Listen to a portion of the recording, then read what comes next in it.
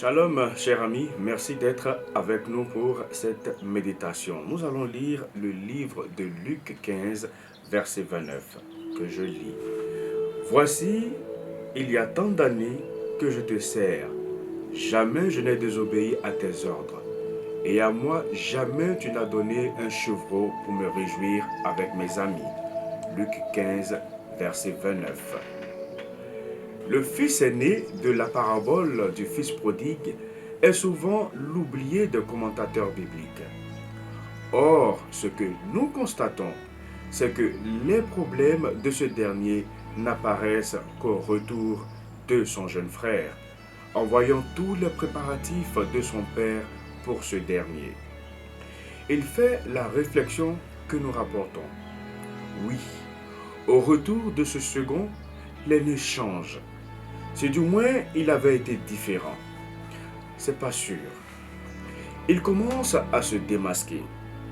Il se retourne contre son père.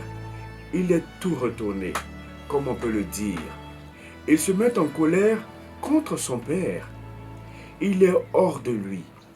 C'est-à-dire qu'il rejette ouvertement son frère à qui il lui reproche d'avoir été jouisseur et dépensier. Il rejette ouvertement son père pour la première fois.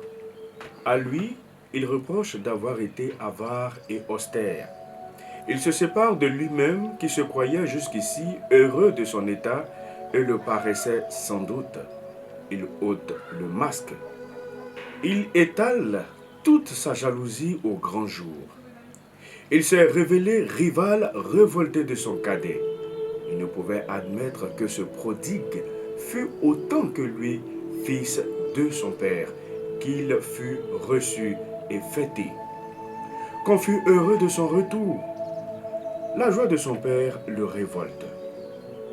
L'un des problèmes de ce fils, c'est qu'il se croyait juste, vertueux, parce qu'il n'avait jamais désobéi à son père.